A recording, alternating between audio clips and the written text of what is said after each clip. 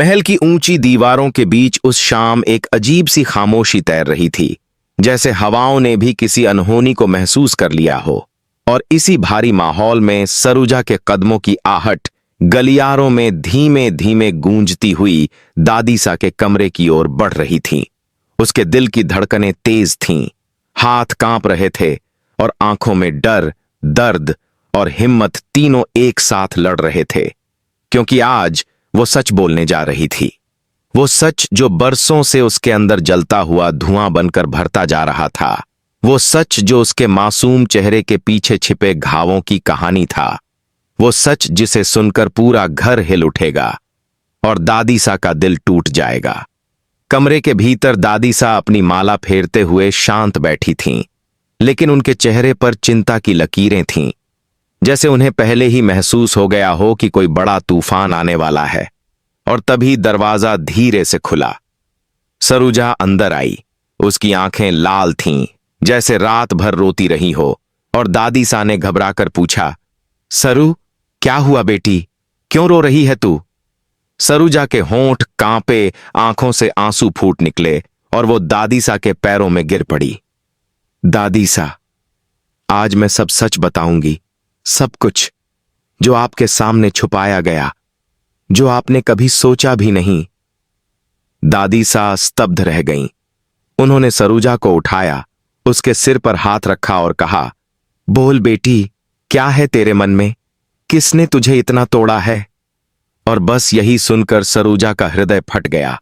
आंसुओं का तूफान बह निकला और वो रूंधे गले से धीरे धीरे वह राज उगलने लगी जिसका बोझ उसकी आत्मा सालों से ढो रही थी। दादीसा, ये सब कमिनी चाची की चाल है। जो कुछ भी घर में गलत हुआ, जो भी कलह हुआ, जो भी आरोप मुझ पर लगे, वो सब कमिनी चाची ने किया। उन्होंने मुझे फंसाया, मुझे बदनाम किया, मेरे और अरुण भैया के बीच गलत फहमियां डालीं, यहां तक कि अम्मा की बीमारी का दोष भी मुझ पर डाल दिया। दादीसा के चेहरे पर एक बिजली सी दौड़ गई, जैसे उनका दिल अचानक सुन्न हो गया हो। क्या? कमिनी? हमारी ही बहू? उनकी आवाज कांप उठी और तभी बाहर से गलियारे में किसी के पायल की आवाज आई। वह और कोई नहीं बल्कि कमिनी थी, जो सरुजा के कमरे में जाने के बाद से ही पीछे पीछे चली आई थी, क्योंकि उसे शक था कि आज सरुजा उसके खिलाफ कुछ बोलने वाली है। सरुजा ने सिसकते हुए कहा, दादीसा, कमिनी चाची ने ही मेरी आवाज में नकली रिकॉर्डिंग बनवाकर पूरे कुटुंब में फैलाई कि मैं घर छोड़कर भागना चाहती हूं। उन्होंने ही मेरी किताबों में जहर के पाउडर के छोटे पैकेट रखे ताकि सबको लगे मैं अम्मा को मारना चाहती हूं। उन्होंने ही पंचायत में मेरे खिलाफ झूठी गवाही दी थी ताकि मैं हमेशा के लिए नीची नजरों से देखी जाऊं। यह सुनकर दादीसा का चेहरा पीला पड़ गया। उनकी सांसें तेज होने लगीं, उनका हाथ कांप गया। उन्होंने सहारे के लिए चारपाई पकड़ी। नहीं, ऐसा नहीं हो सकता। कमिनी ऐसा क्यों करेगी? तू झूठ नहीं बोल रही ना सरू? सरू ने दादीसा के हाथ थाम लिए। दादीसा, मैं आपसे झूठ कभी नहीं बोलूंगी। ये मेरा वचन है, गंगा मां की सौगंध। कमिनी चाची ने यह सब इसलिए किया क्योंकि उन्हें डर था कि अगर मेरा सत्य सबके सामने आ गया, अगर मैं फिर से अरुण भैया के पास आ गई, तो घर में उनकी चलती नहीं रहेगी। उनके राज उजागर हो जाएंगे, उनका लालच खुल जाएगा। दादीसा की आंखों में आंसू आ गए, उनकी उंगलियां कांपने लगीं और उन्होंने कहा, कौन से राज और क्या छुपा है? सरुजा ने गहरी सांस ली, जैसे दिल पर रखा पहाड़ उठाना हो। दादीसा, कमिनी चाची घर के पैसों की चोरी करती हैं, बही खातों में हेरा फेरी करती हैं, अरुण भैया से झूठ बोलती हैं कि खेत घाटे में हैं, जबकि उन्होंने खुद बहुत सा पैसा अपने भाई के नाम किया है। और जब मैंने ये बात पकड़ी, तभी उन्होंने मुझे दुश्मन मान लिया और मेरी जिंदगी तबाह करने की कसम खा ली। इतना सुनते ही दादीसा का पूरा संसार पलट गया। वो वहीं चारपाई पर बैठ गईं, उनकी आंखें फटी की फटी रह गईं, होंठ सूख गए और आवाज कंपाने लगी। हे भगवान, मेरे ही घर में, मेरे सामने इतना बड़ा छल। सरुजा के आंसू थम नहीं रहे थे।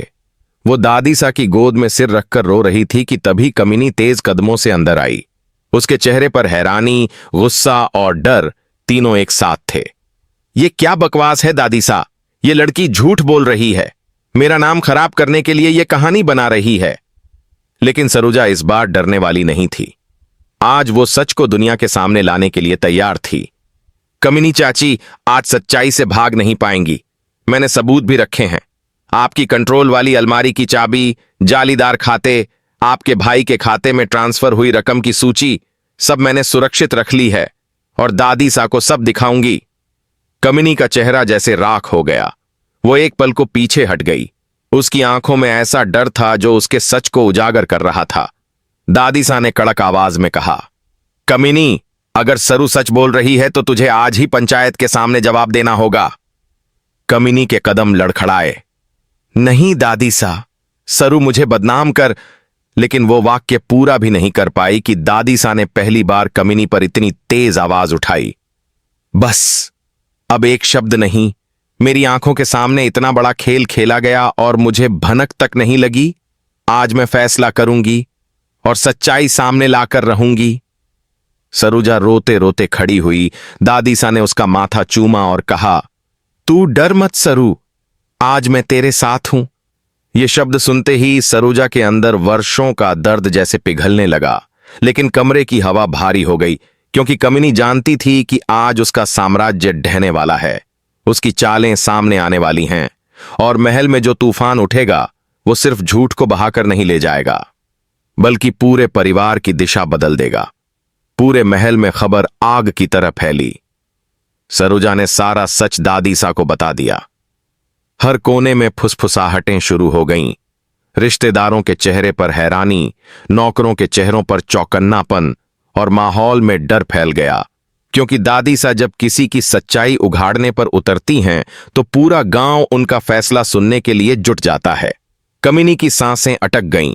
उसके चेहरे से सारा रंग उड़ गया और सरोजा के चेहरे पर पहली बार सुकून की हल्की सी रेखा दिखी। लेकिन यह लड़ाई सिर्फ शुरू हुई थी। असली भूकंप तो अब आएगा जब दादी सा पंचायत बुलाएंगी और पूरी दुनिया के सामने कमिनी का सच उजागर होगा।